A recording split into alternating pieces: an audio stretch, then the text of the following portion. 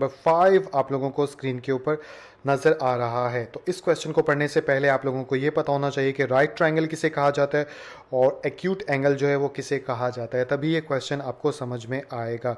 तो right triangle की बात करूँ तो एक ऐसी ट्रायंगल जिसकी एक साइड जो है वो 90 के एंगल की होती है, उसे बोला जाता है राइट ट्रायंगल। जैसे अभी जो मैंने फिगर बनाई है ये राइट ट्रायंगल है, क्योंकि इसकी ये वाली साइड जो है वो 90 के एंगल की है। तो राइट ट्रायंगल किसे कहा जाता है वो आप लोगों को पता चल गया। अब बात करते हैं एक्यूट एंगल की।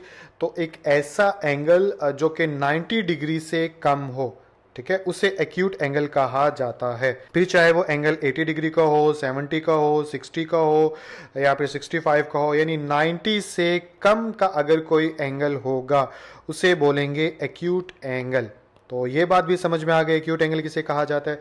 तो अब हम क्वेश्चन को पढ़ सकते हैं और आप इंशाल्लाह आप लोगों को समझ में आ जाएगा कि इसके अंदर क्या कहा जा रहा है। तो क्वेश्चन में बोला जा रहा है one acute angle of right triangle. तो ये एक राइट ट्रायंगल है, ठीक है, और इसमें ये एंगल जो है 90 डिग्री का है। और तो ये दो एंगल कितने के होंगे, हमें ये तो नहीं पता ये दोनों कितने के होंगे, लेकिन हमें एक बात पता है कि इन दोनों एंगल्स को मिलाएंगे तो टोटल 90 का एंगल बनेगा। अब ये बात कैसे पता चली, ये बात ऐसे पता चली कि किसी भी ट्रायंगल के जो इंटरनल एंगल्स होते हैं उन तीनों को अगर जमा किया जाए, जैसे angle 1 plus angle 2 plus angle 3, तो उनको जमा करें तो 180 जवाब आता है। तो इधर यानी कि इसका साइड का तो हमें पता है राइट ट्रायंगल है, तो एक एंगल तो 90 डिग्री का हो गया। अब बाकी दो जमा करेंगे तो 180 आना चाहिए। तो यहाँ पे आप 90 तो लिख नहीं सकते, वरना ये वाला एंगल रह जाएगा। तो यहाँ पे आप कुछ भी लिखेंगे, जैसे अगर इधर मैं 30 लिख दूँ और इधर 60 लिख दूँ तो फिर 180 बन जाएगा। तो ऐसे में पता क्या चला कि ये दोनों एंगल जो हैं वो 90 से कम ही हैं। इसलिए ये कहा जा सकता है कि राइट ट्रायंगल के अंदर एक अगर 90 डिग्री का एंगल होता है तो बाकी दोनों जो हैं वो एक्यूट एंगल होते हैं, क्योंकि वो 90 से कम ही होंगे। तो आई होप ये बात समझ में आ गया एक्यूट एंगल की कहानी। तो राइट ट्रायंगल में ये 90 डिग्री का एंगल है, तो ये एक्यूट एंगल हो गए। इसको मैं एक्स का नाम दे देता हूँ क्वेश्चन के अंदर, क्योंकि दो एंगल्स की बात की जा रही है तो अलग अलग नाम रखेंगे तभी तो पता चलेगा कि किसकी बात की जा रही है। तो एक एंगल को एक्स का नाम दे दिया और दूसरे एंगल को वाई का नाम दे दिया। तो क्वेश्चन को पढ़ो तो इसमें बोला जा रहा है one acute angle of right triangle, ठीक है। तो एक एक्यूट एंगल, फॉर एग्जांपल इसको हम वन एक्यूट एंगल कंसीडर कर लेते हैं। जब भी वन एक्यूट एंगल की बात की जाए तो आप समझिएगा कि एक्स की बात की जा रही है, ठीक है। तो one acute angle of right triangle is 12 degree more than twice the other acute angle. के एक एक्यूट एंगल जो है राइट ट्रायंगल का वो दूसरे एक्यूट एंगल के ट्वाइस से 12 डिग्री जो है वो ज़्यादा है। तो थोड़ा सा ऊपर से गुजर गया होगा, समझ नहीं आया होगा, इसको मैं समझाने की कोशिश करता हूँ। वन एक्यूट एंगल जो कि एक्स है, तो अगर मैं यहाँ पे लिखूँ एक्स, ठीक है, तो वन एक्यूट एंगल यानी एक्स जो है वो 12 डिग्री मोर है, ठीक है। यानी 12 डिग्री मोर का मतलब ज़्यादा होता है, तो 12 डिग्री ज़्यादा है। तो जो भी चीज़ ज़्यादा होती है उसको ऐड कर लिया जाता है, तभी तो वो ज़्यादा होगी, ठीक है। तो वन एक्यूट एंगल जो है 12 डिग्री ज़्यादा है अदर एक्यूट एंगल, मतलब दूसरे एक्यूट एंगल के 2 गुना से। यानी y, अगर एक चीज़ यानी एक साइड पे y है एक एक्यूट एंगल, और एक, बल्कि ऐसे समझाता हूँ, एक साइड पे y एक्यूट एंगल है और एक साइड पे x एक्यूट एंगल है। तो अगर x जो है वो y से 2 टाइम्स यानी ट्वाइस है, तो फिर यहाँ पे 2 मल्टीप्लाई करवाना पड़ेगा। अगर 3 गुना होगा तो 3 मल्टीप्लाई करवाना पड़ेगा। तो यही क्वेश्चन में बात बताई गई है कि वन एक्यूट एंगल जो कि x है वो अदर एक्यूट एंगल जो कि y है उससे ट्वाइस है, यानी उससे दुगना है। तो इसलिए x के साथ 2 मल्टीप्लाई कर देंगे। तो आई होप समझ में आया होगा। नहीं भी समझ में आया है, जो वीक बच्चे हैं उनके लिए एक बार मैं दोबारा से कोशिश कर देता हूं। तो देखिए क्वेश्चन में ये बोला जा रहा है वन एक्यूट एंगल जो कि y था वो 12 डिग्री ज़्यादा है, इसलिए हमने ऐड कर लिया दूसरे यानी अदर एक्यूट एंगल के 2 गुना से, ठीक है, ट्वाइस से। तो 2 को x के साथ मल्टीप्लाई कर दिया। तो आई होप अब इक्वेशन बनानी आप लोगों को आ जाएगी, तो बस इसको जहन में रखिएगा। और दूसरी इक्वेशन इसमें बताई नहीं गई, बस सिंपल ये बताया गया कि find the acute angles of triangle यानी राइट ट्राइंगल के, इस ट्राइंगल के अंदर जो दो एक्यूट एंगल हैं इनकी वैल्यूज़ मालूम करो, यानी एक्स और वाई की वैल्यूज़ मालूम करनी है। तो दूसरी तो हम खुद भी मालूम कर लेंगे क्योंकि हमें पता है कि दो एक्यूट एंगल का राइट ट्राइंगल के अंदर जो सम होता है वो 90 डिग्री होता है। तो अगर मैं यहाँ पे लिखूँ एक्स प्लस वाई, तो यहाँ पे लिख लूँगा 90 डिग्री, तो ये हमारे पास सेकंड इक्वेशन आ गई।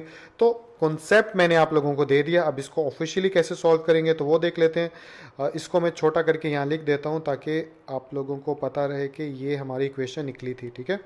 अब इसको मिटा देते हैं, तो इसको सॉल्व करेंगे हम। सॉल्व करने के लिए सबसे पहले आप सोल्यूशन का वर्ड यहाँ पे लिखोगे क्योंकि वैल्यूज़ फाइंड आउट करने जा रहे हो।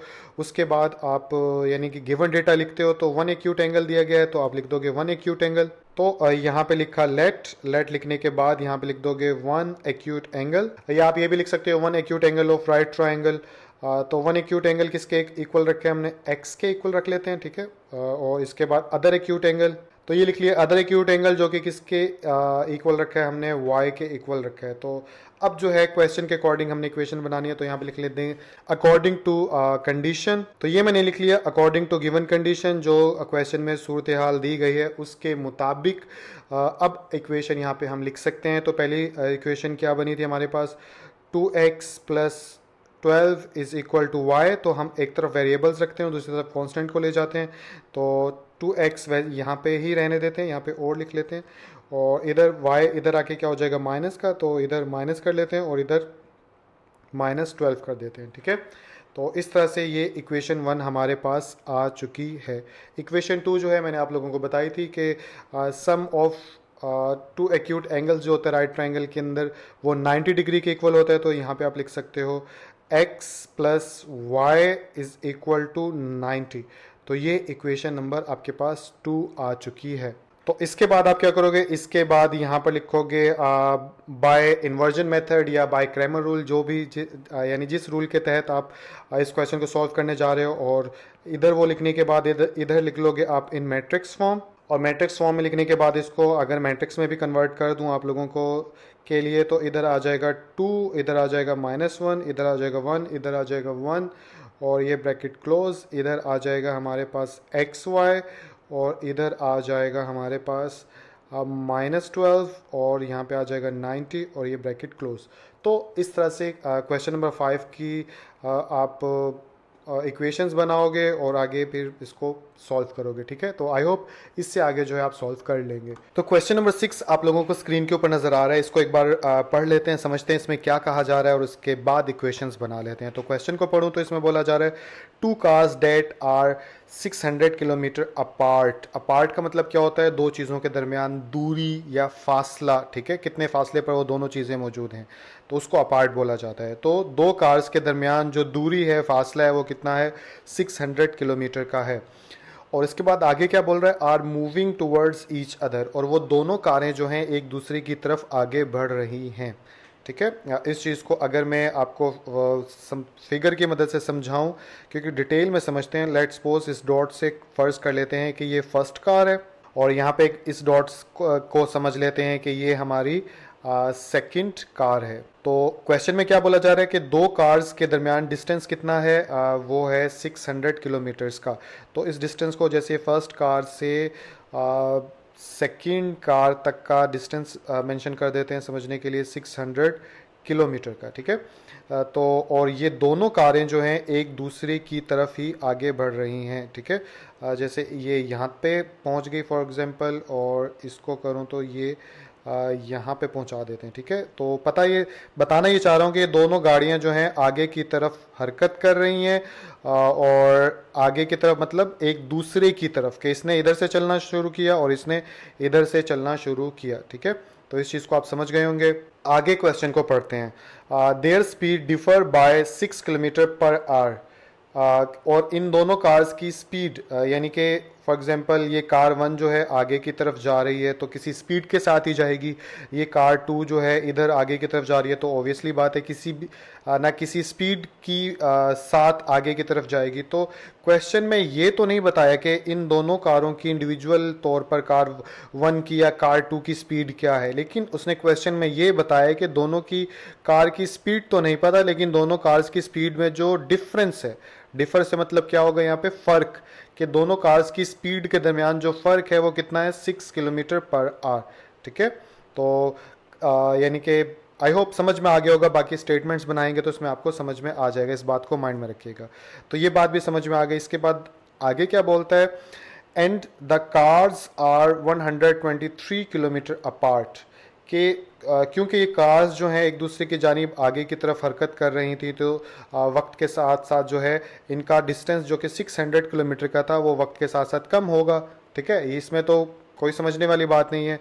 तो इस लाइन में वो ये बोल रहा है कि दोनों कार्स जो हैं जब 4.5, यानी कि ये कार भी 4.5 घंटे चली और ये कार भी 4.5 घंटे चली, चलने के बाद जो इनका फ़र्क था, या फ़र्क किस चीज़ का डिफरेंस, इनके दरमियान का जो डिस्टेंस था वो 123 किलोमीटर रह गया। तो क्या बताया कि अच्छा ये चीज़ भी बतानी होगी कि आफ्टर 4 1.5, इसका मतलब क्या होता है कि जैसे ये 4 1/2 इसको बोलते हैं 4.5। ठीक है, और 4.5 को मैं ऐसे भी लिख सकता हूँ, और अगर फ्रैक्शनल फॉर्म में लिखूँ तो 9/2 ऐसे भी लिख सकता हूँ, क्योंकि 4 to the 8, 8 में 1 ऐड किया तो 9, और ऐसे भी लिख सकता हूँ डेसिमल में, क्योंकि जब कैलकुलेटर पे 9 अंदर रखेंगे 2 पे डिवाइड करेंगे तो 4.5 आ जाएगा। अब मैंने 4.5 जो है इस तरह से इस टाइम को मेंशन किया है। आप यहाँ पर 4.5 की जगह 9/2 लिखकर भी क्वेश्चन को सॉल्व कर सकते हो, लेकिन इशारिया में या डेसिमल में लिख के क्वेश्चन को सॉल्व करना आसान है। दैट्स वाई कि मैंने 4.5 से इनका टाइम मेंशन किया। तो यहाँ से क्या पता चला, यहाँ से ये पता चला कि 4.5 घंटे तक जब दोनों कारें एक दूसरे की तरफ आगे बढ़ीं तो उसके बाद जो फासला था वो 600 किलोमीटर से कम होने के बाद 123 किलोमीटर रह गया। तो ये चीज़ भी समझ में आ गई होगी। आगे चलते हैं। Find the speed of each car. अब यानी कि यहाँ तक जब ये कार 1 पहुंची और यहाँ तक ये कार 2 पहुंची। ठीक है, कार 2 कर लेते हैं, ये कार 1 कर लेते हैं। तो इस वक्त इनकी स्पीड जो है वो कितनी होगी, ये आपने मालूम करना है। कि कार 1 की स्पीड मालूम करनी है, कार 2 की स्पीड मालूम करनी है, और कब मालूम करनी है, जब इनके दरमियान 123 किलोमीटर का फासला बाकी रह गया।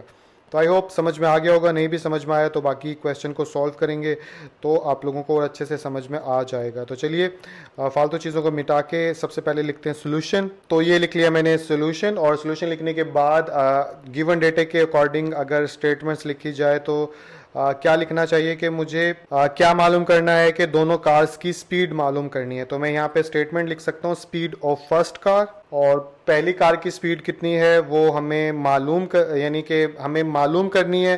तो अननोन वैल्यू को हम एक्स वाई से वेरिएबल से रिप्रेजेंट करते हैं, तो स्पीड ऑफ फर्स्ट कार लिख कर लेते हैं एक्स। ठीक है, इसी तरह दूसरी कार की स्पीड भी मालूम करनी है, तो यहाँ पे लिख लेता हूँ स्पीड ऑफ सेकंड कार। तो ये लिख लिया स्पीड ऑफ सेकंड कार, और उसको x के इक्वल रखा है तो इसको y के इक्वल रखा है। तो अब स्पीड मालूम कर रहे हैं, क्योंकि हम तो स्पीड हमें नहीं मालूम तो एक्स वाई लिख लिया, लेकिन साथ में इनके यूनिट भी लिख दो। ठीक है, जैसे फासला जो है किलोमीटर में रिप्रेजेंट होता है, इसी तरह स्पीड किस में रिप्रेजेंट होती है, इसमें बताई भी गई है यूनिट।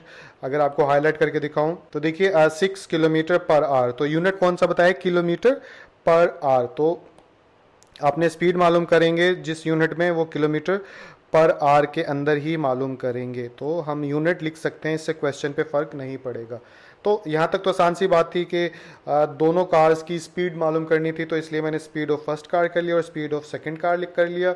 मेन मकसद हमारा पहुँचना क्या है, इक्वेशन बनाना हमारा मेन मकसद है। तो पहली इक्वेशन जो है मैं इसी डेटे को इस्तेमाल करके बना सकता हूँ, क्योंकि यहाँ पे क्या बताया गया है कि there speed differ by 6 kilometre per our, के दोनों कार्स की जो स्पीड के दरमियान डिफरेंस है, फ़र्क है, वो 6 किलोमीटर पर आवर का है। तो यहाँ से स्टेटमेंट बन सकती है कि दोनों कार की स्पीड, तो पहले कार की स्पीड कितनी है x, दूसरे कार की स्पीड कितनी है y, तो दोनों कार की स्पीड के दरमियान फ़र्क तो x माइनस वाई। इसका मतलब क्या होगा कि दोनों कार्स की स्पीड के दरमियान माइनस डाल दिया तो फ़र्क हो गया। तो आई थिंक समझ में आ गया होगा। और फ़र्क कितना बताया गया है, वो बताया गया है 6 किलोमीटर पर आवर। तो यहाँ पे 6 किलोमीटर कर लेते हैं और साथ में ये पर आवर हो गया, ठीक है। तो ये हमारी हो गई इक्वेशन नंबर 1। अब हम फाइंड आउट करेंगे इक्वेशन नंबर 2। तो देखिए इक्वेशन नंबर 2 जो है मालूम करना काफ़ी आसान है, अगर बस ध्यान से आप मेरी बात सुने कि यहाँ से यहाँ तक जो है हमने इक्वेशन नंबर 1 का डेटा हमारे पास था, लेकिन इक्वेशन नंबर 2 आपकी इस लाइन से निकलेगी। और कैसे निकलेगी, देखिए इस लाइन में क्या बताया गया है कि 4.5 घंटे तक दोनों कार्स यहाँ तक पहुँची, तो फिर फासला रह गया 123 किलोमीटर का। अब हमें यानी कि ये नहीं पता कि इस कार की यानी कार 1 जो है इसकी स्पीड क्या थी जब वो यहाँ पहुँची, और कार 2 जो है इसकी स्पीड क्या थी जब वो यहाँ पहुँची। लेकिन जो ये डेटा दिया गया है क्वेश्चन के अंदर, इस डेटे की मदद से हम ये मालूम कर सकते हैं, यानी हमें इंडिविजुअली तौर पे तो नहीं पता कार 1 और कार 2 की स्पीड क्या थी, कि दोनों की स्पीड इस वक्त क्या थी, वो इजीली मालूम कर सकते हैं और उसी से हमारी इक्वेशन भी बन जाएगी। वो कैसे मालूम करेंगे, देखिए दोनों कार की स्पीड मालूम करनी है ना, तो एक कार की स्पीड जो है उसको x से रिप्रेजेंट किया गया है और दूसरे कार की स्पीड जो है वो y से रिप्रेजेंट किया गया है। तो हम क्या करने जा रहे हैं, दोनों कार की स्पीड मालूम करने जा रहे हैं, टोटल स्पीड, ठीक है। तो दोनों कार की स्पीड मालूम करनी है, तो कार 1 की स्पीड और कार 2 की स्पीड को आपस में जमा कर देंगे, ऐड कर देंगे, तो दोनों कार्स की स्पीड हमारे पास आ जाएगी। तो इसलिए मैंने यहाँ पर x प्लस वाई लिख दिया। x प्लस वाई लिखने के बाद इक्वल का साइन डाल देंगे। अब दोनों कार की स्पीड कैसे मालूम करेंगे, अब स्पीड सबसे पहले आपको ये पता होना चाहिए कि स्पीड किसके इक्वल होती है। जो स्पीड का फार्मूला होता है वो होता है डिस्टेंस डिवाइड बाय टाइम, ठीक है। तो हम एक साइड पे दोनों कार की स्पीड मालूम कर रहे हैं। स्पीड मालूम करने के लिए हमें दोनों कार का डिस्टेंस, यानी दोनों कार्स ने कितना डिस्टेंस कवर किया वो हम लिखेंगे इसके अंदर, और उसके बाद जितनी देर में कवर किया यहाँ पे वो लिखेंगे, तो हमारे पास स्पीड आ जाएगी दोनों कार्स की, ठीक है। तो फार्मूले की शेप में भी मैंने आप लोगों को बता दिया।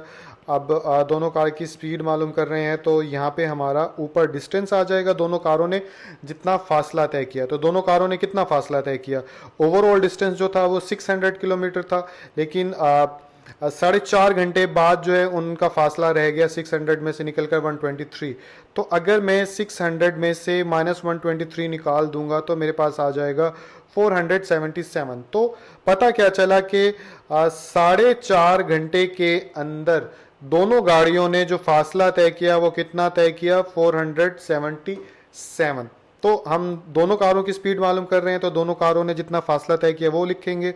तो यहाँ पे लिख देता हूँ मैं 477, और नीचे यानी कि स्पीड जो होता है वो डिस्टेंस डिवाइड बाय टाइम के होता है, तो कितनी देर में दोनों गाड़ियों ने फासला तय किया वो हमें क्वेश्चन में बता दिया गया है कि 4.5 घंटों में। तो 4.5 को मैंने 4.5 की शक्ल में लिख लिया, ठीक है।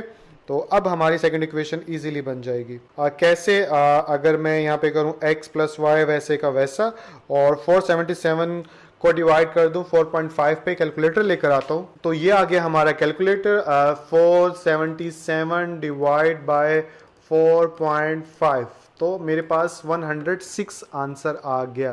तो अब इसका मतलब क्या हुआ कि मैं यहाँ पे लिख सकता हूँ 106, और इक्वेशन 2 हमारे पास बन गई। इसको मैं नाम दे देता हूँ इक्वेशन 2 का, ठीक है। एक चीज़ और जो मैं यहाँ पे बताना भूल गया कि आप यहाँ पे लिख लीजिएगा अकॉर्डिंग टू क्वेश्चन।